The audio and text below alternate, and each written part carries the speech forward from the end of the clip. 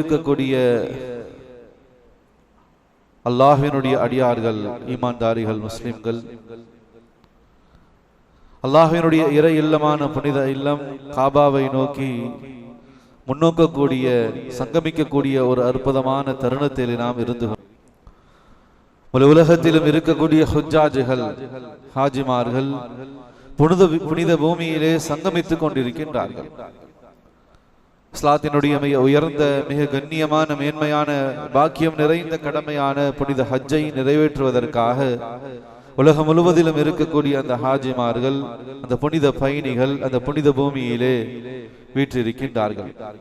கனிமிக்கு அல்லாஹ்வினுடைய நல்லடியாகலே அல்லாஹ் ஜல்ல சுப்ஹானஹு வ தஆலா இந்த ஆண்டு புனித ஹஜ்ஜுடைய பயணத்தை மேற்கொள்ள இருக்கக்கூடிய, புனித ஹஜ்ஜை நிறைவேற்றுவதற்கு இருக்கக்கூடிய அனைத்தையும் அல்லாஹ் ஹஜ்ஜை மப்ரூராக, ஒப்புக்கொள்ளப்பட்ட ஹஜ்ஜாக அல்லாஹ் ஆக்கி அருள் புரிவானாக. அவர்களுடைய பயண சூழ்நிலைகள் எல்லாவற்றையும் அல்லாஹ் மிக லேசான முறையிலே ஆக்கி அருள் புரிவானாக. வாழ்நாளிலே நமக்கும் அந்த புனிதமான பூமிக்கு சென்று ஹஜ் உம்ராவை நிறைவேற்றுவதற்கான அந்த நற்பாக்கியத்தையும் தந்து அருள் புரிவானாக. ஆமீன். கண்ணியமிக்க அல்லாஹ்வினுடைய நல்லடியார்களே, உண்மையிலேயே பொறாமைப்படுவதற்கு தகுதியானவர்கள் அந்த ஹுஜ்ஜாஜிகள். இந்த தருணத்திலே அல்லாஹ்வினுடைய இறை இல்லத்திலே அந்த புனித பூமியிலே வீற்றிருக்கக்கூடிய அந்த ஹாஜிமார்கள், அந்த புனித பயணிகள் உண்மையிலேயே பொறாமைப்படுவதற்கான அத்தனை தகுதி உடையவர்களாக அந்த பாக்கியவான்கள் இருந்து கொண்டிருக்கின்றார்கள். கண்ணியமிக்க அல்லாஹ்வினுடைய நல்லடியார்களே, ஹஜ்ஜுடைய அமல், உம்ராவினுடைய அமல், அந்த புனித பூமியினுடைய நினைவலைகள், அதனுடைய ததுபல்கள், அதனுடைய அனுபவங்கள், சுப்ஹானல்லாஹ், நினைக்கும் பொழுதே கண்கள் எல்லாம் குளமாகின்றது. ஹஜ் என்பதாக, காபா என்பதாக, ஹஜ்ருல் அஸ்வத், கல், தவாஃப், சஈ, சஃபா, மர்வா என்பதாக, ஃபீஹி ஆயாத்தும் பையினாத், என்னுடைய அடையாள சின்னங்கள் அந்த பூமி முழுவதும் நிரப்பமாக நிரம்பி கிடக்கிறது என்பதாக அல்லாஹ் தன்னுடைய திருமறையிலே சொல்லி காட்டுகின்றான். எனவே அந்த புனித பூமியை பற்றி நினைக்கும் பொழுதே நம்முடைய கண்கள் குளமாகின்றது, கல்விகள் குலுங்கக்கூடியதாக இருந்து கொண்டிருக்கின்றது. இதுவரைக்கும் அந்த புனித பூமிக்கு சென்ற ஒவ்வொருவருடைய உள்ளத்தையும் அது உலுக்கக்கூடியதாக இருக்கின்றது. மீண்டும் அந்த புனித பூமிக்கு செல்வதற்கான வாய்ப்பை எல்லாம் வல்ல ரப்புல் ஆலமீன் எங்களுக்கு எப்போ திரும்ப தரப்போகின்றான்? சென்றவர்களினுடைய ஏக்கமாக இருந்து கொண்டிருக்கின்றது. செல்லாதவர்களினுடைய உள்ள குமுறல்கள், வாழ்நாளில் ஒரே ஒரு முறையாவது அந்த புனித பூமிக்கு, அல்லாஹ்வினுடைய இறை இல்லம், அந்த புனித மக்கா, உம்முல் குர்ஆ நகரங்களின் தாய் நகரமான, தாய் பூமியான அந்த புனித நகரத்திற்கு செல்லக்கூடிய பாக்கியம் என் வாழ்நாளில் ஒரே ஒரு முறையாவது கிடைத்து விடாதா? அந்த புனித பூமியை மிதிக்கக்கூடிய அந்த பாக்கியம் எனக்கு கிடைத்து விடாதா? அல்லாஹ்வினுடைய அடையாளங்களை, அத்தாட்சிகளை நேரடியாக இந்த கண்களால் வருடுகின்ற அந்த பாக்கியம் எனக்கு கிடைத்து விடாதா என்ற ஏக்கம் இதுவரைக்கும் செல்லாத ஒவ்வொருடைய உள்ளங்களிலும் மிக கனமானதாக இருந்து கொண்டிருக்கின்றது. கனிமிக்க அல்லாஹ்வினுடைய நல்லடியார்களே, கனத்த இதயத்தோடு கரமேந்துவோம். இன்ஷா அல்லாஹ், அல்லாஹ் கபூல் செய்வான்.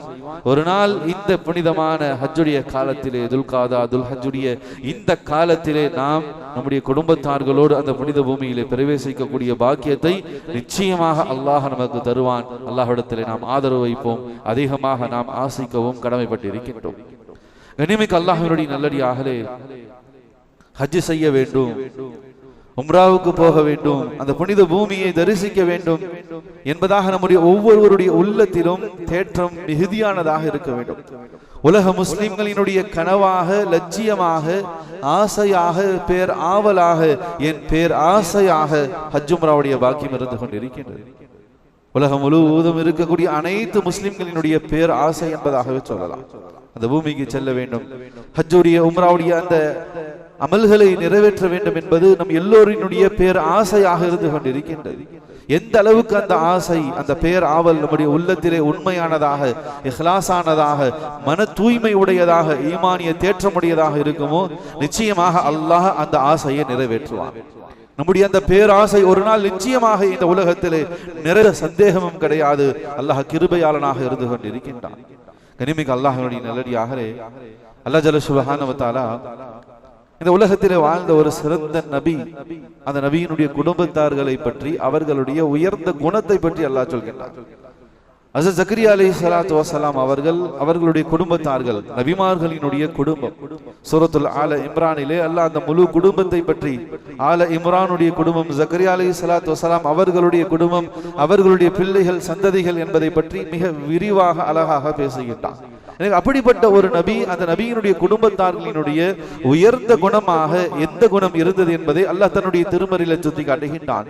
இன்னஹும் கானு யுஸாரிஊன ஃபில் கைராத்தி வ யதுஊனனா ரஹபன் வ ரஹபன் வ கானு லனா காஷிஈன். அவர்கள் தன்னுடைய ரப்பிடத்திலே ஆசையோடும் அச்சத்தோடும் பிரார்த்திக்கக்கூடியவர்களாக இருப்பார்கள். ஒரு நபி, அந்த நபியினுடைய குடும்பத்தாரினுடைய உயர்ந்த குணம் எது என்பதாக சொன்னால், எதை கேட்டாலும் அல்லாஹ்விடத்துல கேட்பாங்க, கேட்டு அந்த உதவியை பெற்றுக் கொண்டிருக்கின்றார்கள். எவ்வளவு உலகத்தில் சாத்தியமில்லாத விஷயம், அறிவுக்கு புலப்படாத விஷயம், நம்முடைய அனைத்து விதமான நாலேஜுக்கும் எட்டாத பெரும் பெரும் விஷயங்கள் எல்லாம் அல்லாஹ் அந்த குடும்பத்திலே பேர் அற்புதமான ஒரு சூழலாக அல்லாஹ் வெளியாக்கினான். ஆணுடைய துணையே இல்லாமல் மரியம் அலைஹிஸ்ஸலாத்து வஸலாம் அவர்கள் மூலமாக ஹஜ்ரத் ஈசா அலைஹிஸ்ஸலாத்து வஸலாம் அவர்களை அல்லாஹ் அந்த குடும்பத்திலிருந்து தான் கொடுத்தான். அன்னி மரியம் அலைஹிஸ்ஸலாத்து வஸலாம் அவர்களை மஸ்ஜிதுல் அக்ஸா பைத்துல் முகத்தஸினுடைய அந்த மெஹராபிலே அமர வைத்து அந்த சிறு பிள்ளையாக இருந்த தருணத்திலே உலகத்தினுடைய அத்தனை விதமான வளங்களையும் கனிகளையும் பழங்களையும் உணவுகளையும் அல்லாஹ் அவர்களுடைய மெஹராபிலே தன்னுடைய புறத்திலிருந்து நேரடியாக இறக்கி அருள் புரிந்தான். அந்த அளவுக்கு பாக்கியம் பெற்ற அந்த குடும்பம் அவர்களுடைய உயர்ந்த குணம் என்பதாக அல்லாஹ் சொல்கின்றான். அவர்கள் அச்சத்தோடும் ஆசையோடும் அல்லாஹ்விடத்திலே ஆசைக்கக்கூடியவர்களாக இருந்தார்கள், தங்களுடைய தேவைகளை முன்னெடுக்கக்கூடியவர்களாக இருந்தார்கள் என்பதாக அல்லாஹ் சொல்கிறான். எனவே தீனுடைய விஷயங்களில் இஹ்லாஸான மன பரிசுத்தமான அந்த ஆசைகளை குர்ஆனுடைய ஹதீஸுடைய அடிப்படையில் அது வரவேற்கப்படுகின்றது. அது ஒரு சிறந்த குணம் என்பதாக சொல்லப்படுகின்றது. உலகத்தினுடைய ஆசை அல்லாஹ் இங்க சொல்லவில்லை, மறுமை சார்ந்த அந்த ஆசைகள் ஊக்குவிக்கப்படணும். அது உண்மையானதாக இஹ்லாஸானதாக இருந்தால் அல்லாஹ் அந்த ஆசையை நிறைவேற்றுகிறான் என்பதை அல்லாஹ் குர்ஆன் ஹதீஸின் மூலமாக நமக்கு விளங்கக்கூடியதாக இருக்கின்றது. கனிமிக்க அல்லாஹ்வுடைய நல்லடியார்களே, ஹஜ்ரத் அபூ ஹுரைரா ரலியல்லாஹு தஆலா அவங்க நபி ஸல்லல்லாஹு அலைஹி வஸல்லம் அவங்க அறிவிச்ச ஹதீஸ் அறிக்கிறாங்க. இதா தமன்னா அஹதுக்கும் ஃபல்யன்ظுரு மா யதமன்னா ஃபஇன்னஹு லா யத்ரி மா யுக்தபு லஹு மின் உம்னியதிஹி. நீங்கள் ஆசைப்படுங்கள், நலவான விஷயங்கள் மீது அமல் செய்ய வேண்டும், அல்லாஹ்வினுடைய பாக்கியங்கள் நியாமத்துகள் அல்குடைகள் கிடைக்க வேண்டும் என்பதாக நீங்கள் ஆசைப்படுங்கள். அந்த ஆசை நிறைவேறுகிறது என்பது மறுவரும் அந்த ஆசைக்கு அல்லாஹ்விடத்திலே கூலி இருக்கின்றது. இஹ்லாஸான பரிசுத்தமான அந்த நிய்யத், அந்த எண்ணம், அந்த ஆசைக்கு அல்லாஹ்விடத்திலே உங்களுக்கு கூலி இருக்கின்றது. எனவே தீனுடைய விஷயத்திலே நீங்கள் பாரபட்சம் பார்க்காமல் நீங்கள் ஆசையை விரிவாக விசாலமான முறையில் வையுங்கள் என்பதாக நபி ஸல்லல்லாஹு அலைஹி வஸல்லம் அவங்க அறிவிச்சு கொடுக்கிறாங்க. அன்னை ஆயிஷா ரலியல்லாஹு தஆலா அவங்க அறிவிக்கிறாங்க, இதா தமன்னா அஹதுக்கும் ஃபல்யுக்ஸிர ஃபஇன்னமா யஸ்அலு ரப்பஹு அஸ்ஸ வஜல். நீங்கள் ஆசைப்படுங்கள், உங்களுடைய ஆசை நிறைவேற வேண்டும் என்பதாக அதற்காக முயற்சி செய்யுங்கள். நீங்கள் ஒரு பொழுதும் மனம் திறந்துடாதீங்க.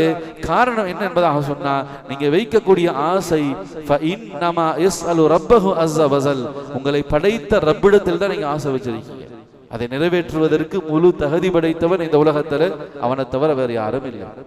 அவன் தான் நிறைவேற்ற முடியும். உங்களுடைய எந்த ஆசைகள், எந்த தேவைகள், எந்த நியத்துகளாக இருந்தாலும் அந்த தேவைகளை நிறைவேற்றக்கூடிய சக்தி அல்லாஹ் ஒருவனை தவிர வேறு யாருக்கும் இல்லை. எனவே நீங்கள் வைக்கக்கூடிய ஆசை ரப்புக்கு முன்னால் இருக்கின்றது, நிச்சயமாக அதை அவன் நிறைவேற்றி வைப்பான். உங்களுடைய ஆசை, அந்த எண்ணம், நியத் அதை பரிசுத்தமானதாக தீனுக்கு சாதகமானதாக அமைத்துக் கொண்டால் நிச்சயமாக அது நிறைவேறக்கூடியதாக இருக்கிறது என்பதை அன்னை ஆயிஷா ரலியல்லாஹு தஆலா அவர்கள் அறிவிக்கின்றார்கள். கண்ணியமிக்க அல்லாஹ்வினுடைய நல்லடியார்களே, நம்முடைய ஆசைகள், அந்த எண்ணங்கள், பலருக்கும் பலவிதமான தேவைகள், உலக ரீதியாக ஆகிரத் ரீதியாக. அந்த ஆசையினுடைய உச்சபட்ச எல்லை நிச்சயமாக எதுவும் கிடையாது. பொதுவாக வழக்கத்துல சொல்லுவாங்க, அளவுக்கு மீறி ஆசைப்படாத அழிஞ்சு போயிடுவோன்னு சொல்லுவாங்க. உலக ரீதியாக கூட அது உண்மைதான். நம்முடைய தகுதிக்கு மீறி, நம்முடைய கெப்பாசிட்டியை தாண்டி உலக விஷயத்துல பேராசைப்படுவது அது பெரும் ஆபத்துல கொண்டு போய் விட்டுடும். அதுல எந்த மாற்றமும் கிடையாது.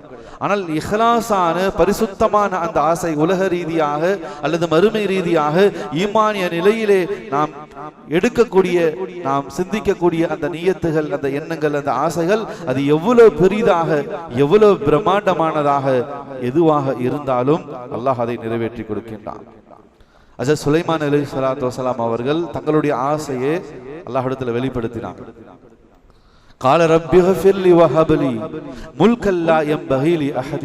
சுப்ஹானல்லாஹ். சுலைமான் அலைஹிஸ்ஸலாத்து வஸலாம் ஒரு நபி அல்லாஹ்விடத்துல கேக்குறாங்க, யா அல்லாஹ் எனக்கு ஆசை, என்னை நீ மன்னிச்சிடு. قال رب اغفر لي وهب لي ملكا لا ينبغي لأحد. யா அல்லாஹ் இந்த உலகத்தில் இதற்கு பிறகு யாருக்கும் கொடுக்கப்படாத உச்சபட்ச உயர்ந்த ஆட்சி அதிகாரம் எனக்கு வேணும்னு சொல்லி கேட்டான். முழு உலகத்தையும் ஆட்சி செய்யக்கூடிய அந்த அதிகாரியாக, ஆட்சியாளனாக, முழு உலகமும் என்னுடைய கட்டுப்பாட்டில் இயங்கக்கூடிய அமைப்பில் ஒரு பெரும் ஆட்சி அதிகாரம் எனக்கு வேணும். இதற்கு பிறகு யாருக்கும் அப்படிப்பட்ட ஒரு ஆட்சியை நீ கொடுத்திருக்க கூடாது, அப்படிப்பட்ட ஆட்சி அதிகாரத்தை எனக்கு கொடுன்னு கேட்டான்.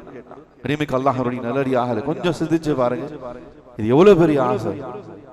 இங்க நம்ம இடத்துல அல்லது நம்முடைய நண்பர்கள் இடத்துல யார்கிட்ட கேட்டா சில பேர் சொல்லுவாங்க, உங்களுக்கு ஆசை என்னங்க?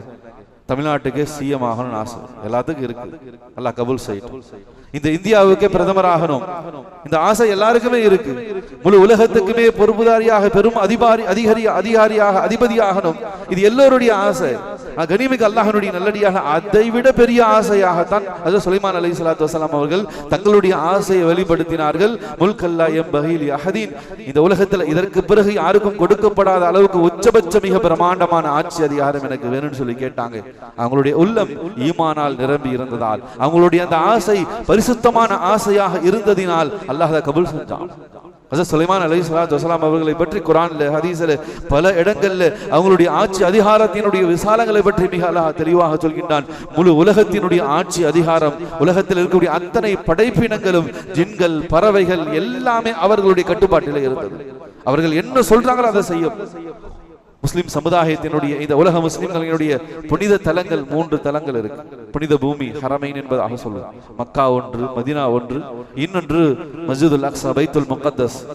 கடந்த 1 வருட காலமாக கடுமையான யுத்தம் நடந்து அந்த பூமியை பாதுகாப்பதற்காக அந்த மக்கள் பெரும் தியாகம் செஞ்சு கொண்டிருக்காங்க. அல்லாஹ் அவங்களுடைய தியாகத்தை கபூல் செய்யணும். அந்த பூமியை அல்லாஹ் இந்த சமுதாயத்துக்கு, ஈமான் கொண்ட மக்களிடத்தில் அல்லாஹ் ஒப்படைக்கணும். கனிமிக்க அல்லாஹ்வுடைய நல்லடிய அந்த பைத்துல் முகத்தஸை, அந்த மஸ்ஜிதுல் அக்ஸாவை ஹஜ்ரத் சுலைமான் அலைஹிஸ்ஸலாத்து வஸலாம் அவங்க தான் கட்டினாங்க. அவங்களுடைய ஆட்சி காலத்தில் கட்டப்பட்டது, மனிதர்களை கொண்டு கட்டப்படலை. பலம் வாய்ந்த படைப்பாக இருக்கக்கூடிய ஜின்களுடைய சமூகத்தை வைத்து ஹஜ்ரத் சுலைமான் அலைஹிஸ்ஸலாத்து வஸலாம் அவங்க கட்டப்பட்டாங்க. அவங்க தான் கட்டினாங்க. ஜின்கள் அந்த பள்ளியை கட்டியது. எனவே கண்ணியமிக்க அல்லாஹ்வுடைய நல்லடியாக ஆசை அது எவ்வளவு பெரியதாக இருந்தாலும் சரி, அது ஈமானிய நிரப்பமான நிலையிலே இஹ்லாஸான அமைப்பில் அந்த ஆசை இருந்தது என்பதாக சொன்னால் நிச்சயமாக அல்லாஹ் ஜல்ல சுப்ஹானஹு வ தஆலா அந்த ஆசையை நிறைவேற்றக்கூடியவனாக இருந்து கொண்டிருக்கின்றான். எனவே நம்முடைய ஆசையும் அது பேராசையாக மாற வேண்டும். யா அல்லாஹ் என்னுடைய வாழ்க்கையிலே ஒரே ஒரு முறையாவது அந்த புனித பூமிக்கு போகும்.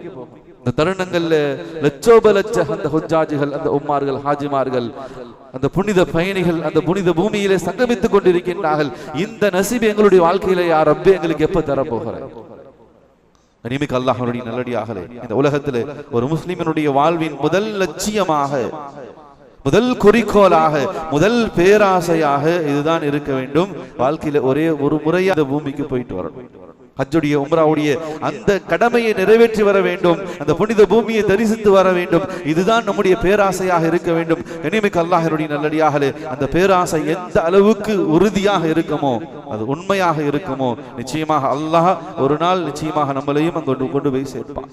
அதுதான் குர்ஆன் ஹதீஸின் மூலமாக இஹ்லாஸான அந்த அமைப்பிலே ஆசை கொள்ளக்கூடியவர்கள், எண்ணம் கொள்ளக்கூடியவர்களுடைய நியத்துகளை அல்லாஹ் ஜல்ல சுப்ஹானஹு வ தஆலா அது எவ்வளவு பெரிதாக பிரம்மாண்டமானதாக இருந்தாலும் அதை அல்லாஹ் கபூல் செய்யக்கூடியவனாக இருக்கின்றான். கனிமிக்க அல்லாஹ்வுடைய நல்லடியார்களே, சஹாபாக்களுடைய ஆசை, ஹஜ்ரத் இப்னு உமர் ரலியல்லாஹு தஆலா அவர்கள், ஹஜ்ரத் அப்துல்லாஹ் இப்னு ஸுபைர் ரலியல்லாஹு தஆலா அவர்கள், ஹஜ்ரத் உர்வா ரலியல்லாஹு தஆலா அவர்கள், ஹஜ்ரத் முஸ்அப் ரலியல்லாஹு தஆலா, 4 சஹாபா. ஹஜருல் அஸ்வத் கல், ருக்குனுல் யமானி, இந்த இரண்டுக்கும் இடைப்பட்ட இடம் மிக பாக்கியமான இடம். 2 மூலைகளும், ஹஜருல் அஸ்வதுடைய கல்லினுடைய மூலையும் சரி, ருக்குனுல் யமானியினுடைய மூலைகளும் அந்த பகுதியும் சரி, மிக பாக்கியமான அந்த விஷயங்களையும் நபி ஸல்லல்லாஹு அலைஹி வஸல்லம் சொல்லி இருக்காங்க. அந்த 2 மூலைக்கும் நடுவில் இருக்கக்கூடிய இடத்திலே கிட்டத்தட்ட 70,000 மலக்குகள் இருக்காங்க.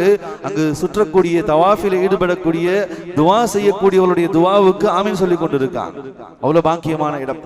அந்த இடத்திலே அமர்ந்து இந்த 4 சஹாபாக்கள், இப்னு உமர் ரலியல்லாஹு தஆலா, ஹஜ்ரத் அப்துல்லாஹ் இப்னு ஸுபைர் ரலியல்லாஹு தஆலா, ஹஜ்ரத் உர்வா ரலியல்லாஹு தஆலா, ஹஜ்ரத் முஸ்அப் ரலியல்லாஹு தஆலா, இவங்க 4 பேரும் உட்கார்ந்து துவா செய்றாங்க.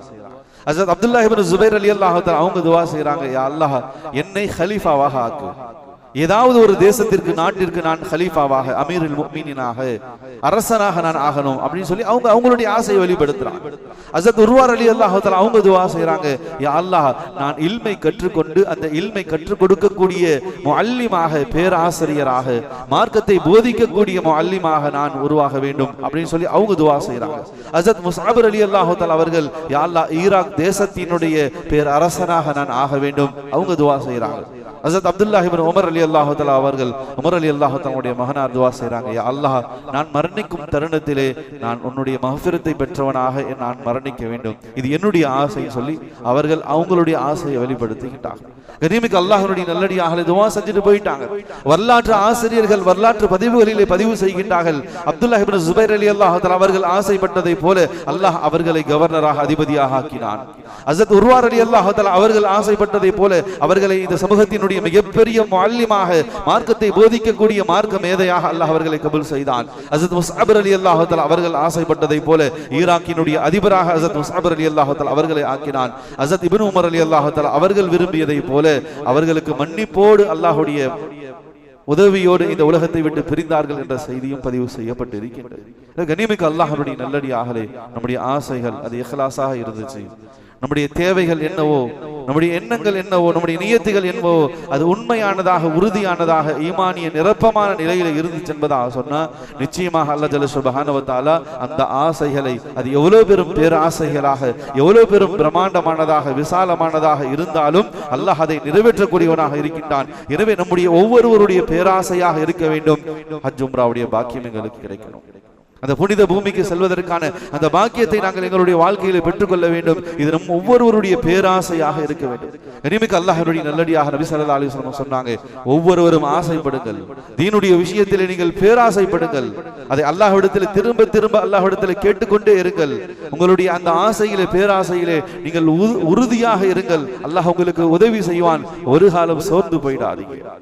நீங்க ஒரு ஆசைப்பட்டீங்க, ஒரு விஷயத்தை நடக்கணும்னு சொல்லி நினைச்சீங்க, அது நடக்காமல் போயிடுச்சு என்பதாக சொன்னா இதனாலதான் இப்படி ஆயிடுச்சு, இது இப்படி செஞ்சிருந்தா அப்படி ஆயிருக்கும், அப்படி செஞ்சதுனாலதான் இப்படி ஆயிடுச்சு என்பதாக சொல்லி காரணங்களை சொல்லாதீங்க. நீங்க சொல்லுங்க, இது அல்லாஹ்வுடைய நாட்டம். பொதுவாக தீனுடைய காரியமாக இருக்கட்டும், துன்யாவுடைய காரியமாக இருக்கட்டும், நாம விருப்பப்பட்ட ஒரு விஷயம் நடக்காமல் போயிடுச்சு என்பதாக சொன்னா லிகைலா தஸௌ அலா மா ஃபாதகும் வலா தஃரஹு பிமா ஆதாகும் வல்லாஹு லா யுஹிப்பு குல்ல முக்தாலின் ஃபഖூர். இன்பத்தில் துள்ளவும் வேண்டாம், துன்பத்தில் துவண்டு போகவும் வேண்டாம். அல்லாஹ் குர்ஆன்ல சொல்றான். ஒரு இன்பம் வந்துருச்சு, நீங்க நினைச்சது ஒண்ணு நடந்துருச்சு, அதனால துள்ளி குதிக்காதீங்க. ஒரு விஷயம் முடங்கி போயிடுச்சு, பெரிய நஷ்டம் வந்துருச்சு, அந்த துன்பத்தில் துவண்டு போய் நீங்கள் உட்கார்ந்துடாதீங்க. நீங்க சொல்லுங்க, இது தக்தீர், இது அல்லாஹ்வுடைய நாட்டு, எங்க கையில ஒண்ணுமே கிடையாது. எனவே எந்த ஆசையாக இருந்தாலும் இஹ்லாஸாக இருந்தா அந்த ஆசையில உறுதியாக இருங்க. அல்லாஹ்விடத்தில் அதற்காக உதவி கேட்டுக்கொண்டே இருங்க. நடக்காமல் போயிடுச்சா, தோற்று போயிட்டோமா, அதற்காக கவலைப்பட தேவையில்லை. இது அல்லாஹ்வுடைய நாட்டம், கண்டிப்பாக அல்லாஹ் எங்களுக்கு உதவி செய்வான். இதுதான் ஈமானிய மனோநிலையாக இருந்து கொண்டிருக்கின்றது. நம்முடைய ஒவ்வொருடைய உள்ளத்திலும் எண்ணத்திலும் உயர்ந்த ஆசையாக, பேராசையாக மாற வேண்டும். நாங்கள் வசதி இருக்கோ இல்லையோ, நாங்கள் சக்தி படைத்தவர்களோ இல்லையோ, அன்துமுல் ஃபுகரா வல்லாஹுல் கனி, நாம் எல்லாமே ஏழைகள் தான். வல்லாஹு கனி, அல்லாஹ் செல்வந்தனாக இருக்கான். அல்லாஹ் அனைத்தின் சக்தியும் பெற்றவனாக இருந்து கொண்டிருக்கான். அவனிடத்தில் நாம துஆ செய்வோம், யா அல்லாஹ் இந்த தருணத்துல லட்சோப லட்ச மக்கள் உன்னுடைய புனித பூமியில சங்கமித்துக் கொண்டிருக்காங்க, எங்களுக்கும் அந்த பாக்கியத்தை கொடு. வாழ்நாள்ல ஒரு முறையாவது ஹஜ்ஜுடைய உம்ராவுடைய பாக்கியத்தை எங்களுடைய வாழ்க்கையிலும் எங்களுக்கு நசீபாக்க என்பதாக நாம் பேராசை கொண்டு அல்லாஹ்விடத்தில் நாம் திரும்ப திரும்ப கேட்டுக்கொண்டு இருந்தோம் என்பதாக சொன்னால் நிச்சயம் ஒரு நாள் அந்த பேராசை நினைவாக மாறும். அதுல எந்த மாற்றமும் கிடையாது. நம்முடைய ஈமான், நம்முடைய எண்ணம், நம்முடைய அந்த ஆசை மிக உறுதியாக இருக்க வேண்டும். கண்ணியமிக்க அல்லாஹ்வுடைய நல்லடியார்களே, ஹஜ்ரத் இப்ராஹிம் அலைஹிஸ்ஸலாத்து வஸலாம் அவர்களுக்கு அல்லாஹ் கட்டளையிட்டான், وأذن في الناس بالحج يأتوك رجالا وعلى كل ضامر يأتين من كل فج عميق. இப்ராஹிம் அலைஹிஸ்ஸலாத்து வஸலாம் அவர்கள் காபத்துல்லாவை கட்டி முடித்த பிறகு அவர்களுக்கு அல்லாஹ்வுடைய உத்தரவு வந்துச்சு, ஓ இப்ராஹிம் அலைஹிஸ்ஸலாத்து வஸலாம் இறை தூதர் அவர்களே, நீங்க என்ன செய்யுங்க, ஹஜ்ஜுக்காக அழைப்பு கொடுங்க, உலக மக்களுக்கு ஹஜ்ஜுக்காக அழைப்பு கொடுங்க அப்படின்னு சொல்லி சொன்னாங்க. மஸ்ஜிதுல் ஹரமுக்கு பக்கத்திலேயே பின்பகுதியிலே ஜபலே அபி குபைஸ் என்பதாக சொல்லி ஒரு சின்ன மலை குன்று இருக்கிறது. இன்றைக்கும் அந்த பகுதி இருந்து கொண்டுதான் இருக்கு. அந்த குன்றின் மீது ஏறி நின்று ஹஜ்ரத் இப்ராஹிம் அலைஹிஸ்ஸலாத்து வஸலாம் அவர்கள் ஹஜ் உம்ராவிற்காக அழைப்பு கொடுத்தார்.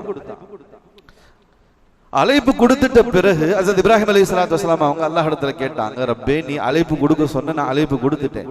ஹஜ்ஜுக்காக அழைப்பு கொடுக்க சொன்ன, நான் ஹஜ்ஜுக்காக அழைப்பு கொடுத்துட்டேன்.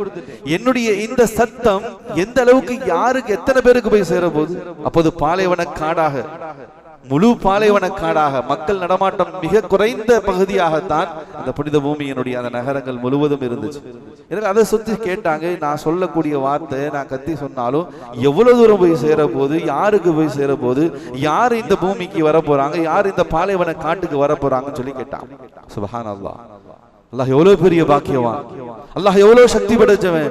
இனிமேல் அல்லாஹ்வுடைய நல்லடியார்களே, அல்லாஹ் ஹஜ்ரத் இப்ராஹிம் அலைஹிஸ்ஸலாத்து வஸலாம் அவர்களிடத்துல சொன்னா, சொல்லும் பொறுப்பு தான் உங்களுக்கு, அதை எத்தி வைக்கக்கூடிய பொறுப்பு நமக்கு. முஹத்திஸீன்கள், முஃபஸ்ஸிரீன்கள் இந்த வசனத்தினுடைய விரிவுரையிலே மிக அழகான அற்புதமான விளக்கங்களை பதிவு செய்கிறாங்க. ஹஜ்ரத் இப்ராஹிம் அலைஹிஸ்ஸலாத்து வஸலாம் அவர்கள் அந்த ஜபலே அபி குபைஸின் மீது ஏறி நின்று அறிவிப்பை ஏலான் செய்த சந்தர்ப்பத்திலே அல்லாஹ் ஜல்ல சுப்ஹானஹு வ தஆலா முழு உலகத்தினுடைய அத்தனை மலை குன்றுகளையும் மரங்களையும் அல்லாஹ் அப்படியே பூமியிலே குனிய வைத்தான். அவங்களுடைய சத்தத்தை உலகம் முழுவதும் கொண்டு போய் சேர்த்தான். எந்த அளவுக்கு என்பதாக சொன்னால், ஆலமே அர்வாஹ், ரூஹுகளினுடைய உலகம், இந்த உலகத்துக்கு வர இருக்கக்கூடிய அத்தனை உயிர்களின் உலகம் என்பதாக ஒரு உலகம் இருந்து கொண்டிருக்கின்றது. அந்த அர்வாஹிலே, அந்த ஆலமே அர்வாஹ், ரூஹுகளுடைய உலகத்திலே எத்தனை ரூஹுகள் இருந்ததோ அந்த ரூஹுகளுக்கு அல்லாஹ் இந்த செய்தியை கொண்டு போய் சேர்த்தான். ஒவ்வொரு ஆணினுடைய முதுகம் தண்டிலும் இருந்த ஒவ்வொரு குழந்தைகளினுடைய அந்த அணுக்கள், அவைகளுக்கு அல்லாஹ் இந்த செய்தியை கொண்டு போய் சேர்த்தான். ஒவ்வொரு தாயினுடைய கருவறையிலே கருத்தரித்திருந்த அந்த குழந்தைகளினுடைய காதுகளுக்கு அல்லாஹ் இந்த செய்தியை கொண்டு போய் சேர்த்தான். உலகத்தில் இருந்த ஒவ்வொரு ஜீவராசிகள், ஒவ்வொரு உயிரினங்கள், ஒவ்வொரு மனிதர்கள் யாருக்கெல்லாம் கொண்டு போய் சேர்க்கணுமோ அல்லாஹ் இந்த செய்தியை கொண்டு போய் சேர்த்தான். ஹதீஸில் எழுதப்பட்டு இருக்கின்றது, யாருக்கெல்லாம் இந்த செய்தி கேட்டதோ, இப்ராஹிம் அலைஹிஸ்ஸலாத்து வஸலாம் அவருடைய அழைப்பு கேட்டதோ, யாரெல்லாம் லப்பைக் என்பதாக சொன்னார்களோ அத்தனை மக்களுக்கும், அத்தனை கோடான கோடி மக்களுக்கும் அல்லாஹ் ஜல்ல சுப்ஹானஹு வ தஆலா ஹஜ் உம்ராவுடைய பாக்கியத்தை வாஜிபாக கடமையாக்கிட்டான் சொன்னார். நம்மள யாரெல்லாம் லப்பைக் சொன்னோமோ நமக்கு தெரியாது. நம்ம ஆலமே அர்வாஹ்ல இருந்திருக்கலாம். அந்த தருணத்துல இந்த விஷயம் நமக்கு எடுத்து வைக்கப்பட்டிருக்கு. நாம லப்பைக் சொன்னோமா சொல்லலையா அல்லாஹ்வுக்கு தான் தெரியும். ஆனா யாரெல்லாம் லப்பைக் சொன்னாங்களோ அத்தனை பேருக்கும் ஹஜ் உம்ராவுடைய பாக்கியம் இன்னைக்கு நாம பார்க்கலாம். அல்லாஹ்வுடைய பெரிய கிருபையில சாரசாரையாக கடல் வழி மார்க்கமாக, வான்வழி மார்க்கமாக, தரைவழி மார்க்கமாக லட்சோப லட்ச மக்கள் அங்கு ஒன்று கும்பு. இதெல்லாம் அந்த அழைப்புக்கு பதில் சொன்னோம். அல்லாஹ் ரப்புல் ஆலமீன் நபுல் செய்வானாக.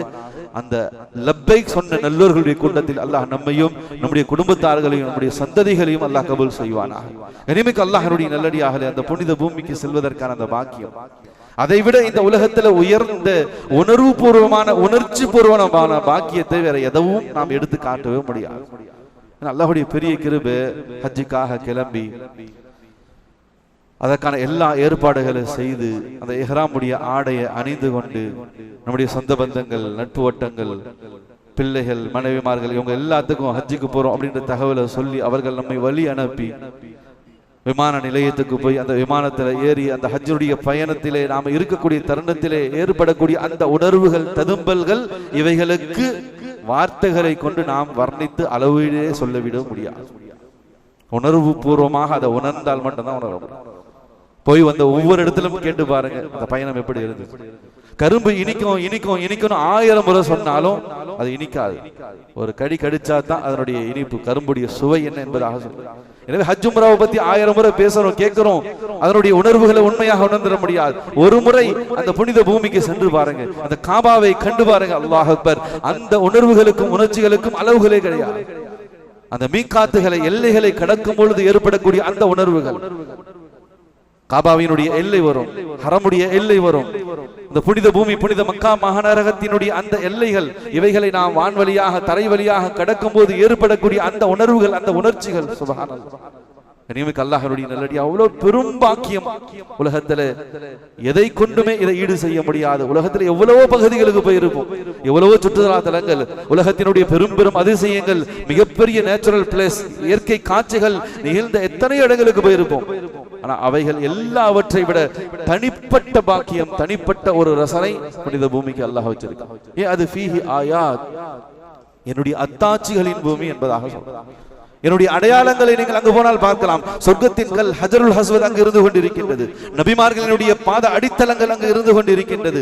சஃபா மர்வாவும் என்னுடைய அடையாளங்கள் என்ன சஃபா வல் மர்வத மின் ஷஆயிரில்லாஹ் என்பதாக அல்லாஹ் தன்னுடைய திருமறையில் சுட்டி காட்டுகின்றான். கனிமிக்க அல்லாஹ்வுடைய நல்லடியார்களே, வாழ்க்கையினுடைய முதல் லட்சியமாக முதல் பேராசையாக நம்முடைய ஒவ்வொருடைய உள்ளத்திலும் இது இருக்க வேண்டும். நான் ஹஜ்ஜுடைய உம்ராவுடைய அந்த பாக்கியத்தை நிறைவேற்ற வேண்டும், அந்த அமலை செய்ய வேண்டும். பெரும் பெரும் சிறப்புகள் சொல்லப்பட்டிருக்கு. கனிமிக்க அல்லாஹ்வுடைய நல்லடியார்களே, நபி ஸல்லல்லாஹு அலைஹி வஸல்லம் அவங்க சொன்னாங்க, தாபிஉ பைனல் ஹஜ் வல் உம்ரா ஃபஇன்னஹுமா யன்ஃபியானில் ஃபக்ர். ஹஜ்ஜும் உம்ராவும் இருந்து கொண்டிருக்கின்றது. எறும்பு, அதாவது இரும்பினுடைய துருவை நெருப்பு எப்படி நீக்கி விடுகின்றதோ, நெருப்பிலே சூடுபடுத்தும் பொழுது அதை உருக்கும் பொழுது அந்த இரும்பினுடைய அத்தனை துருவுகளும் அகன்று விடும், அது பரிசுத்தமாக பளபளப்பாக ஆகிடும். அதுபோல ஹஜ்ஜும் உம்ராவும் செய்வதன் மூலமாக அது வறுமையை இல்லாமல் ஆக்கிறது. ஹாஜி ஏழையாக மாட்டார். கனிமிக்க அல்லாஹ்வுடைய நல்லடியார்களே, இஹ்லாஸான அமைப்பிலே ஈமானிய உணர்வுகளோடு அங்கு போய் அமல்களை செய்து அதே பரிசுத்த நிலையிலே இங்கு வந்து அந்த ஹாஜி வாழ்கிறார் என்பதாக சொன்னா அந்த ஹாஜியை அல்லாஹ் ஏழையாக ஆக்க மாட்டார். ஹஜ்ஜுக்கு போறதுனால வசதி வாய்ப்பு குறைஞ்சு போயிடும், நேர காலங்கள் வீணா போகுது, என்னுடைய செல்வம் குறைஞ்சு போயிடும், 5 லட்சம் ரூபா ஆகுது, 7 லட்சம் ரூபா ஆகுது, கணக்கு பார்த்தோம் என்பதாக சொன்னா கனிமிக்க அல்லாஹ்வுடைய நல்லடியாக அல்லாஹ் பாதுகாக்கணும். கடுமையான எச்சரிக்கையை நபி ஸல்லல்லாஹு அலைஹி வஸல்லம் வச்சாங்க. யாருக்கு கடமையான பிறகும் வாய்ப்பு வசதிகள் இருந்தும் ஹஜ் உம்ரா செய்யவில்லையோ, ஹஜ்ஜுடைய கடமையை நிறைவேற்றவில்லையோ அல்லாஹ் பாதுகாக்கணும். நபி ஸல்லல்லாஹு அலைஹி வஸல்லம் அவர்கள் எந்த ஒரு காஃபிரும் இந்த உலகத்தில் நஷ்டமடைஞ்சிடக்கூடாது, எந்த ஒரு மனிதனும் இந்த உலகத்தில் நரகாதி ஆயிடக்கூடாது. முஸ்லீம் அல்ல, உலகத்தில் காஃபிரான ஜனாசாவை பார்த்து கூட நபி அவங்க கவலைப்பட்டு இருக்காங்க.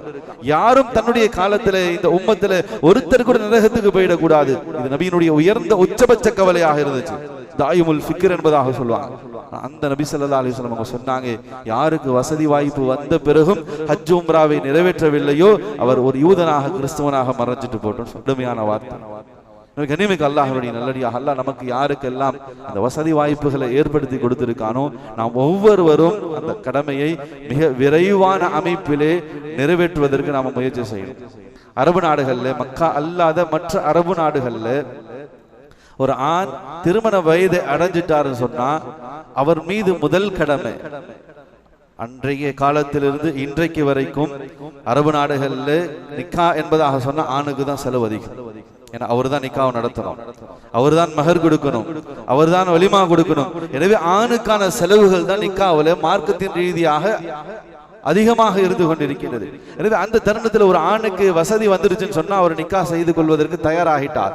அவர் நிக்கா வலிமா நடத்துவதற்கு, மஹர் கொடுப்பதற்கு, நிக்கா நடத்தி கொள்வதற்கு அவருக்கு வசதி வந்துருச்சுன்னு சொன்னா ஃபுகஹாக்கள் அக்காலத்துல சட்டங்கள் எழுதி வச்சிருக்காங்க. அந்த தருணத்தில் அவருக்கு வசதி வந்த பிறகு அவர் முதலில் நிக்கா செய்வதா ஹஜ்ஜுடைய கடமையை செய்வதாக சொன்னா ஃபுகஹாக்கள் எழுதி வச்சிருக்காங்க. அந்த நாட்டுடைய சூழலை கருதி அவர் முதல்ல ஹஜ்ஜை தான் நிறைவேற்றணும். அப்ப யோசிங்க, ஹஜ் என்பது, ஹஜ் உம்ராவுடைய பாக்கியம் என்பது, அந்த அமல் என்பது 60-70 வருடங்கள் கழித்து வயோதிகத்திலே நம்முடைய வாழ்க்கையிலே நம்முடைய அடிப்படையான கடமைகள் எல்லாத்தையும் நிறைவு பெற்ற பிறகு நாம ஹஜ்ஜுக்கு போனோம், உம்ராவுக்கு போனோம். நிச்சயமாக அல்ல.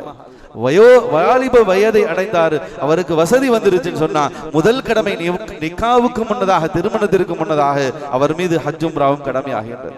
கனிமிக்க அல்லாஹ்வுடைய நல்லடியாக நம்மள யாருக்கு அந்த வசதி வாய்ப்புகள் இருக்கின்றதோ போனால் நல்ல முறையிலே சென்று வர முடியும். எந்த விதமான உலக ரீதியான தடைகள் இல்லை. அது ஒரு பெரிய விஷயம் இல்லை. பல பேர் வசதி வாய்ப்பு இருக்கு, ஆனா லீவ் எப்படி கேட்கறது? ஆபீஸ்ல கவர்மெண்ட் ஸ்டாஃபா இருக்காங்க, அல்லது பிரைவேட் கம்பெனியில, அல்லது பெரும் முதலாளிகளாக இருக்காங்க. 30 நாள் 40 நாள் ஆகிடுமே. வியாபாரத்தை யார் பார்க்கறது? தொழில் யார் பார்க்கறது? கம்பெனியில எப்படி லீவு சொல்றது? ஹஜ்ஜுடைய செலவு இல்லாம 1.5 மாசம் சம்பளமும் சேர்ந்து போயிடுமே. இப்படிப்பட்ட அற்ப சொற்பமான அல்லாஹ் பாதுகாக்கணும்.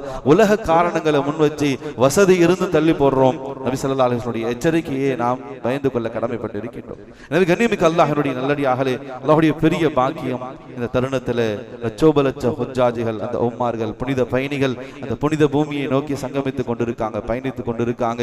அல்லாஹ் ரப்புல் ஆலமீன் அவர்களுடைய பயணங்களை லேசாக்கணும். அவர்களுடைய ஹஜ்ஜை அல்லாஹ் ஹஜ்ஜை மப்ரூராக ஒப்புக்கொள்ளப்பட்ட ஹஜ்ஜாக ஆக்கணும். நம் ஒவ்வொருவருமே அல்லாஹ்விடத்தில் நாம் ஆசைக்கு கடமைப்பட்டிருக்கோம். அல்லாஹ்விடத்தில் அதிகமாக பேராசையோடு நாம் பிடிவாதமாக துஆ செய்யணும். யா அல்லாஹ், எங்களுடைய குடும்பத்தார்களோடு நாங்கள் அந்த புனித பூமிக்கு செல்வதற்கான அந்த வாய்ப்பையும் பாக்கியத்தையும் எங்கள் எல்லோருக்கும் தா என்பதாக நாம் அல்லாஹ்விடத்தில் அதிகமாக நாம் பிடிவாதமாக துஆ செய்ய கடமைப்பட்டு இருக்கின்றோம். கனிமிக்க அல்லாஹ்வுடைய நல்லடியார்களே, அதே போல இந்த காலகட்டத்திலே மிக முக்கியமான கடமைகளில் இன்னொன்றுதான் குர்பானியாக இருக்கு. குர்பானிக்காகவும் நாம் தயாராக வேண்டும். 5000 ஆண்டுகள் பழமை வாய்ந்த ஒரு தொந்துடொற்று நடந்து கொண்டிருக்கக்கூடிய ஒரு மகத்தான பெரிய அமல் தான் குர்பானியாக இருக்கு. அல்லாஹ்வுடைய பெரிய கிருபையில எப்போதும் வளமையாக கொடுக்கக்கூடியவர்கள் அதற்காக பல நாட்கள் பல மாதங்களுக்கு முன்னதாகவே கடந்த பக்ரீத்துக்கு பிறகு ஈதுல் அல்ஹாவுக்கு பிறகு தங்களை தயார்படுத்திக்கிட்டு அதுக்காக ஆடு வாங்குறது குர்பானிக்காக முயற்சிகளை ஈடுபட்டிருக்காங்க. அல்லாஹ் அந்த முயற்சிகளை கபூல் செய்யட்டும். எனவே ஒரு நபரு கூட இதுல அதாவது விடுபட்டவர்களாக இடக்கூடாது. எப்படி ஹஜ் உம்ராவுடைய அந்த பாக்கியம் பெரும் பாக்கியமாக பெரும் அமலாக இருக்கோ குர்பானியும் மகத்தான ஒரு அமலாக இருந்து கொண்டிருக்கிறது. எனவே பொருளாதார ரீதியாக நாம் எப்போது இருந்து சரியாக ஒரு மாத காலங்கள் இருந்து கொண்டிருக்கு. எனவே ஒவ்வொருவரும் கண்டிப்பாக குர்பானி கொடுக்கும். ஆடையோ அல்லது கூட்டு குர்பானி என்ற அந்த நிசாபுடைய அமைப்பிலோ இணைந்தாவது நாம் குர்பானி கொடுக்கும். என கனிமிக்கு அல்லாஹ்வுடைய நல்லடியாகலே நம்முடைய உலமாக்கள் சொல்லுவாங்க, கரூருடைய உலமாக்கள், அல்லாஹ் ஜல்ல சுப்ஹானஹு வ தஆலா எந்த இடத்துல ஹஜ்ஜும் குர்பானியும் இந்த அமல் மிக நிரப்பமாக அதிகமாக நடக்குதோ அல்லாஹ் அந்த பகுதியை செழிப்பாக்குறான். உதாரணத்துக்கு நம்முடைய கரூர் மாவட்டத்தில் இருக்கக்கூடிய பள்ளப்பட்டி எடுத்துக்கொள்வோம். அல்லாஹ்வுடைய பெரிய கிருபையிலே 175 பேர் இந்த வருடம் ஹஜ்ஜுக்காக போறாங்க. பள்ளப்பட்டியில இருந்து மட்டுமே ஒவ்வொரு வருடமும் குர்பானிக்காக அந்த ஊர் எவ்வளவு சிறப்பான முறையிலே அந்த குர்பானியினுடைய அமலை நிறைவேற்றுறாங்க. அந்த தொடர்புடைய மக்கள் எல்லோருக்குமே தெரியும். மிக பிரம்மாண்டமான முறையில பெரும் ஏற்பாடுகளோடு குர்பானியினுடைய அமல் நடக்கும். இந்த 2 அமல்களும் தொன்று தொட்டு பல ஆண்டுகளாக அந்த ஊர்ல சிறப்பாக நடக்குது. அல்லாஹ் அந்த ஊரை மிக செழிப்பாக தான் வச்சிருக்கான். ஊர்க்காரர்கள் எல்லாரையும் நல்ல நிலைகள்ல நல்ல வியாபாரிகளாக நல்ல முதலாளிகளாக உலகம் முழுவதும் எல்லா இடங்களிலும் தங்களுடைய வியாபாரத்தை அல்லாஹ் அவர்களுக்கு பரக்கத்தாக்கி வச்சிருக்காங்க. எனவே எங்கு அதிகமாக குர்பானியும் ஹஜ்ஜும் இந்த அமல் நடக்குதோ அல்லாஹ் அந்த பகுதியை செழிப்பாக்கக்கூடியவனாக இருக்கான். எனவே கனிமிக்க அல்லாஹ்வுடைய நல்லடியாக நம்முடைய பகுதிகளிலும் இந்த அமலுடைய விஷயத்தில் நாம் அதீத கவனம் செலுத்தணும். நிச்சயமாக அல்லாஹ் இந்த பகுதிகளையும் அல்லாஹ் செழிப்பாக்குவான். அல்லாஹ்வுடைய பெரிய கிருபை கடந்த ஆண்டுகளை காட்டிலும் சமீப காலத்திலே குர்பானியுடைய அமல் ஒவ்வொரு மஹல்லாவிலும் அதிகரித்திருக்கிறது. அதிகமான மக்கள் குர்பானி கொடுக்க ஆரம்பிச்சிருக்காங்க. கனிமிக்க அல்லாஹ்வுடைய நல்லடியாக நீங்க குர்பானி கொடுத்து பாருங்க. ஒரு ஆட்டை வாங்கி அல்லது கூட்டு குர்பானில இணைந்து முடியலனாலும் சிரமப்பட்டு முயற்சி செய்து அந்த அமலை நிறைவேற்றி பாருங்க. அல்லாஹ் அதன் வாழ்க்கையில நிச்சயமாக பொருளாதார ரீதியாக நம்மளை எந்த அளவுக்கு உயர்த்துகிறான் என்பதை அந்த இஹ்லாஸான அமைப்பில நான் அந்த அமலை அந்த காரியத்தை நாம் முன்னெடுக்கும் பொழுது நிச்சயமாக உணர முடியும். குர்பானியினுடைய விஷயத்திலே நாம் அதீத கவனம் செலுத்த கடமைப்பட்டு இருக்கின்றோம். அதே போல கண்ணியமிக்க அல்லாஹ்வுடைய நல்லடியாக அல்லாஹ்வுடைய பெரிய கிருபையிலே நம்முடைய மாணவ செல்வங்கள் எல்லோரும் 10th +1 +2 மாணவர்கள் எல்லாம் எக்ஸாம் எழுதி முடித்து அதற்கான ரிசல்ட்டுகள் எல்லாம் வந்த காலத்தில் இருந்து கொண்டிருக்கும். பொதுவாக மாணவர்களும் சரி பெற்றோர்களும் சரி ஒரு விஷயத்தை மிக தெளிவாக விளங்க வேண்டும். இந்த துன்யா அழிந்து போகக்கூடும். இந்த துன்யாவில் இருக்கக்கூடிய அத்தனை படைப்புகளும் அத்தனை வஸ்துக்களும் மத்தாஉல் குரூர் நிச்சயமாக அழிந்து மண்ணோடு மண்ணாக மக்கி போகக்கூடியது. எனவே மதிப்பெண்கள் நம்மை மதிப்பிடக்கூடியது இல்லை என்பதை நாம் உணரணும். பெற்றோர்களும் சரி பிள்ளைகளும் சரி எந்த மதிப்பெண்களை வைத்து இன்னைக்கு பெருசாக பேசப்படுதோ அந்த கல்லூரிகளை அல்லது அந்த பள்ளிக்கூடங்களை பெருசாக பேசப்படுதோ யார் அதிக மதிப்பெண் எடுத்தார்களோ அவர்களை உயர்வாக பேசப்படுதோ ஒரு கணம் நாம யோசிக்கணும். மதிப்பெண்கள் நம்முடைய வாழ்க்கையின் மதிப்பீடுகள் கிடையாது. அதிகமான மதிப்பெண்கள் பெற்று பெரும் பெரும் பட்டதாரிகள் ஆனாங்க. யாரையும் குறை சொல்றதுக்காக சொல்லல. அவர்கள் எல்லாரும் வாழ்க்கையில ஜொலித்து கொண்டிருக்காங்கன்னு சொன்னா நிச்சயமாக இல்லை. படிக்காத பாமரனாக ஒருத்தர் வாழ்ந்துகிட்டு இருக்கார். அவர் வாழ்க்கையில பொலிவிலிருந்து வாழ்ந்து கொண்டிருக்கார் அப்படின்னு நம்ம சொல்ல முடியாது.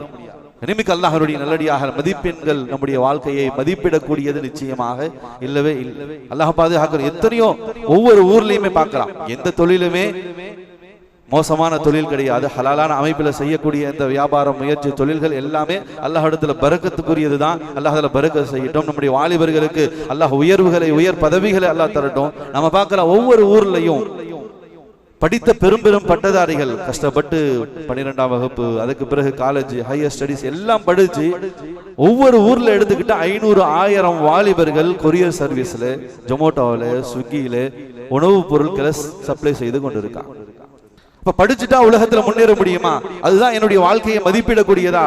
நிச்சயமாக இல்லை. பெரும் படிப்பு டாக்டர் படிச்சாரு, ஒரு குரூப் எக்ஸாம்ல தேர்வானார், பெரும் பெரும் அதிகாரியாக போனார். இதை தவிர்த்து இன்ஜினியரிங் படித்த அல்லது சாதாரண நிலையில பட்டதாரிகளாக ஒவ்வொரு நகரத்திலும் ஒவ்வொரு ஊரிலும் ஆயிரக்கணக்கான லட்சக்கணக்கான வாலிபர்கள் இது போன்ற சாதாரணமான வேலைகள்ல தான் ஈடுபட்டு கொண்டிருக்கு. எனவே படித்தவர்கள் எல்லாம் வாழ்க்கையில பெருசா ஜொலிச்சுட்டாங்க, அவங்க வாழ்க்கையில பெரிய இடத்துக்கு போயிட்டாங்க. படிக்காத பாமரர்கள் எல்லாம் வாழ்க்கையில பொலிவிழந்து ரொம்ப கஷ்டத்துல இருக்காங்க. நிச்சயமாக இல்லை. பல சந்தர்ப்பங்கள் நம்ம பார்த்திருப்போம். ஒன்றுமே படிக்காதவர், மலைக்கு கூட பள்ளிக்கூடத்துக்கு பக்கம் ஒதுங்காத எத்தனையோ முதலாளிகள், அவர்களுக்கு கீழே ஆயிரக்கணக்கான நூற்றுக்கணக்கான இன்ஜினியர்கள், படித்த பட்டதாரிகள் கை கட்டி நின்று சம்பளம் வாங்கிட்டு இருக்காங்க. எனவே இந்த உலக கல்வி ஒரு பெரிய நம்முடைய வாழ்க்கையை மதிப்பிடக்கூடியது. இந்த மதிப்பெண்களை வைத்து தான் நம்முடைய வாழ்க்கையினுடைய உயர்வு. படிக்கிற காலத்துல மாணவர்கள் கவனமாக கேட்கணும், நம்முடைய கவனம் படிப்புல இருக்கணும். நமக்கு அதுதான் இந்த சந்தர்ப்பத்துல படிப்பு தான் முக்கியம். அல்லாஹ்வுடைய நினைவுகளோடு, அமல்களோடு, தொழுகையோடு நாம் நம்முடைய படிப்பில் நம்முடைய முயற்சிகளை எந்த குறையும் செய்யக்கூடாது. அதற்கு பிறகு வரக்கூடிய முடிவுகள் அது அல்லாஹ்வுடைய நாட்டம். எனக்கு தெரியும் நான் எப்படி எக்ஸாம் எழுதியிருக்கேன், அதற்கான ரிசல்ட் என்ன வரும் எனக்கு தெரியும். எனவே அதை நினைச்சு தோண்டு போறதோ, அதை நினைச்சு கவலைப்படுறதோ நிச்சயமாக கூடாது. எனவே கண்ணியமிக்க அல்லாஹ்வுடைய நல்லடியாகலே உலகம் நமக்கு ஒரு தேவையாக இருந்தாலும் மறுமைதான் அசலான விஷயம். நாமும் சரி, நம்முடைய பிள்ளைகளுக்கும் சரி, மறுமையை முன்னிறுத்தி அவர்களை உருவாக்க வேண்டும். இந்த மதிப்பெண்களை வச்சு அவனை மட்டப்படுத்துறது அல்லது அவர்களை ஒதுக்குவது, அவர்களை கேவலமாக கருதுவது, அது உண்மையிலேயே நம்முடைய பிள்ளைகளை நாமளே நஷ்டவாளிகளாக ஆக்குறது கிடையாது. நமக்கெல்லாம் வரலாற்றில் நாம பார்க்கலாம்.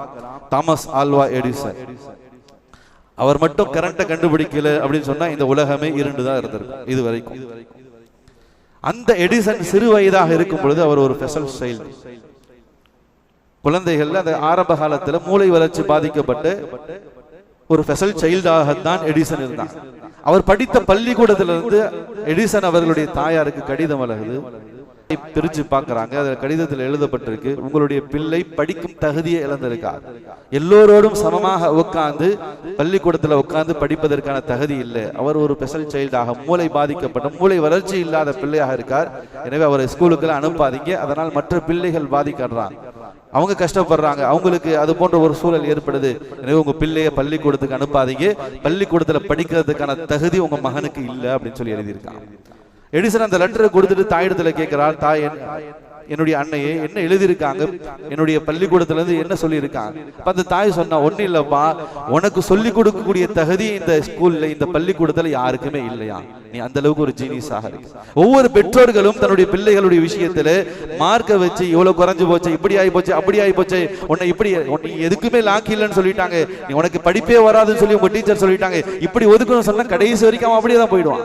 அந்த தாய் சொன்னாங்க, இந்த பள்ளிக்கூடத்துல இந்த உலகத்துல உனக்கு கல்வியை சொல்லி கொடுக்கக்கூடிய தகுதி யாருக்குமே இல்லப்பா, எனவே உன்னை நான் உருவாக்குறேன்னு சொல்லி உருவாக்குறாங்க. அவர் தான் தாமஸ் ஆல்வா எடிசன், இந்த உலகத்திற்கு மின்சாரத்தை கண்டுபிடித்தவர், முதலாக வெளிச்சத்தை கொடுத்தவர். அன்னைக்கு அந்த தாய், நீ படிக்கிறதுக்கு லாக்கி இல்ல, உனக்கு புத்தி இல்ல, உனக்கு மூளை இல்லைன்னு சொல்லி பள்ளிக்கூடம் சொல்லிடுச்சு, உன்னுடைய ஆசிரியர் சொல்லிட்டாங்க, நீ எதுக்கு லாக்கி இல்லடா போடான்னு சொல்லி துரத்திருந்தா முழு உலகமும் இன்னைக்கும் இருண்டுதான் இருந்திருக்கும். கண்ணியமிக்க அல்லாஹ்வுடைய நல்லடியார்களே, பெற்றோர்களினுடைய ஊக்குவிப்பு மிக முதன்மையான இடத்துல இருந்து கொண்டிருக்கின்றது. அதனால நான் ஆரம்பத்தில் சொன்னேன், இந்த மதிப்பெண்கள் நம்மை, நம்முடைய பிள்ளைகளை மதிப்பீடு செய்யக்கூடிய அளவுகோல் கிடையாது. ஒரு குறுகிய வட்டத்துல நம்மை, நம்முடைய பிள்ளைகளை நாம அவர்களை கொண்டு வருவதற்கு நாம் முயற்சி செய்யக்கூடாது. அவருடைய முழு திறமைகளை வெளிப்படுத்தணும். அல்லாஹ்விடத்துல பிள்ளைகளுக்காக அதிகமாக துஆ செய்யணும். கண்ணியமிக்க அல்லாஹ்வுடைய நல்லடியார்களே, ஹஜ்ரத் உமர் ரலியல்லாஹு தஆலா அவர்கள் எவ்வளவு முன்மாதிரியான ஆட்சியாளர். 22.5 லட்சம் சதுர மைல் கிலோ பரப்பளவினுடைய பகுதிகளை ஆட்சி செய்த மிக பிரம்மாண்டமான பேரரசர். 22.5 லட்சம் சதுர மைல் கிலோமீட்டர் பரப்பளவு இந்த உலகத்தில் பெரும்பகுதியை ஆட்சி செய்த பெரிய பாக்கியவான் ஹஜ்ரத் உமர் ரலியல்லாஹு தஆலா அவர்கள். அவருடைய காலத்திலே கிட்டத்தட்ட 2000 மஸ்ஜிதுகள் கட்டப்பட்டுச்சு. அந்த அளவுக்கு சிறப்புக்குரிய ஹஜ்ரத் உமர் ரலியல்லாஹு தஆலா அவர்கள் ஒரு சந்தர்ப்பத்தில் மக்காவுக்கு பயணத்துல இருந்து கொண்டிருக்காங்க. ஒரு பகுதி வருது, அந்த பகுதியில ஒட்டகத்தை நிறுத்திட்டு, வாகனத்தை நிறுத்திட்டு இறங்கி ஒரு கல்லுக்கு மேல உட்கார்ந்து தேம்பி தேம்பி தேம்பி அழுதான். கடுமையான முறையில் அழுதான். கூட இருந்த உதவியாளர்கள், தோழர்கள் கேட்டாங்க, ஹலிஃபா அவர்களே ஏன் அழுகிறீங்க, இந்த இடத்துல உட்கார்ந்து ஏன் இந்த அளவுக்கு கஷ்டப்பட்டு அழுகிறீங்க? அப்ப ஹஜ்ரத் உமர் ரலியல்லாஹு தஆலா சொன்னாங்க, ஒண்ணும் இல்லை, இதே இந்த இடம் இருக்கு, மக்காவுக்கு அருகாமையில் இருக்கக்கூடிய இந்த இடம், இந்த இடத்துல தான் நான் சிறு வயதில் என்னுடைய தந்தை ஹத்தாப் ஒட்டகங்களை, குதிரைகளை கொடுத்து மேய்க்க சொல்வார். நான் இங்க கொண்டு வந்து மேய்ப்பேன். அப்படி மேய்ச்சிட்டு இருக்கக்கூடிய சந்தர்ப்பத்தில் அதெல்லாம் மேய்ச்சி முடிச்சதுக்கு அப்புறம் மாலையில வீட்டுக்கு அதெல்லாம் அழைச்சிட்டு போகும்போது, கொட்டகைக்கு அழைச்சிட்டு போகும்போது ஏதாச்சும் ஒட்டகங்கள் மிஸ் ஆயிடும், குதிரைகள் மிஸ் ஆயிடும். தினம் தினம் என்னுடைய தந்தை இடத்தில் நான் பேச்சு வாங்குவேன், நீ ஒட்டகம் மேய்க்கிறது கூட லாக்கி இல்லை, நீ குதிரை மேய்க்கிறது கூட லாக்கி இல்லை, நம்முடைய ஊர் பாணியில சொல்லணும்னு சொன்னா நீ மாடு மேய்க்கிறது கூட லாக்கி இல்லை அப்படின்ற பட்ட பெயர் தான் சிறு வயதிலே என்னுடைய தந்தை எனக்கு கொடுத்தா. எண்ணிக்கை தெரியாது, எத்தனை ஒட்டகங்களை கூட்டிட்டு வந்தோம், எத்தனை ஒட்டகங்கள் திருப்பி கொட்டகைக்கு போச்சுன்னு சொல்லி அந்த எண்ணிக்கைகள் தெரியாது. எனவே என்னுடைய தந்தை என்னை மட்டப்படுத்தி கொண்டே இருந்தார். அல்லாஹ்வுடைய பெரிய கிருபை ஈமான் எனக்கு கிடைச்சிச்சு. சுப்ஹானல்லாஹ். 22.5 லட்சம் சதுர பரப்பளவு கிலோமீட்டரினுடைய அமீரில் முஃமினீன் கலீஃபாவாக ஹஸரத் உமர் ரலியல்லாஹு தஆலா உருவானார். எனவே ஒரு குறுகிய வட்டத்தில் நம்முடைய பிள்ளைகளுடைய சூழல்களை நாம் முடக்கிவிடக் கூடாது. அவர்களுக்காக அதிகமாக துஆ செய்யணும். அவர்கள் இன்னும் மென்மேலும் உயர்வதற்கு என்ன நம்மால் முடிந்த உதவிகளை ஊக்குவிக்க முடியுமோ, உலகமே அவர்களை தூற்றினாலும் நாம் அவர்களை போற்றினோம் என்பதாக சொன்னா நிச்சயமாக உயர்ந்த இடத்துக்கு போவாங்க. கண்ணியமிக்க அல்லாஹ்வுடைய நல்லடியார்களே, அல்லாஹ்வுடைய பெரிய கிருபை, அல்லாஹ் ரப்பல் ஆலமீன் நமக்கு ஒரு பெரிய பாக்கியமான சூழ்நிலைகளை ஏற்படுத்தி கொடுத்திருக்கான். நம்முடைய பிள்ளைகளுக்கான சரியான வழிகாட்டுதல்களை நாம அவங்க அமைச்சு கொடுக்கணும். தீன் ரீதியிலே அவர்களை உருவாக்கணும். நம்முடைய பிள்ளைகள் வெறும் பட்டதாரிகளா அல்லாமல் தொழுகையாளியான பட்டதாரியாக, தீன்தாரியான பட்ட வேண்டும். நம்முடைய பிள்ளைகளை வெறும் ஆலிம்கள் ஹாஃபில்களாக அல்லாமல் அவர்களை ஆலிமாக இருக்கார், ஹாஃபிலாக இருக்கார், நீதிபதியாகவும் இருக்கின்றார், அவர் ஒரு மருத்துவராகவும் இருக்கிறார், ஒரு ஆட்சியாராக இருந்து கொண்டிருக்கின்றார். ஆனால் குர்ஆனை மனனம் செய்தவர், மார்க்கத்தினுடைய இல்மை கல்வியை கற்றவர். இந்த ரீதியிலே நாம் நம்முடைய பிள்ளைகளை உருவாக்க வேண்டும். அவருடைய இம்மை மறுமை வாழ்க்கை இரண்டுமே மிக சிறப்பான முறையில் அமையும். அல்லாஹ் ரப்பல் ஆலமீன் நம் அனைவர்களையும் கபூல் செய்வானாக. நம்முடைய சந்ததிகளையும் அல்லாஹ் கபூல் செய்வானாக. நம்முடைய வாழ்க்கையிலே நம் ஒவ்வொருவருக்கும் குடும்ப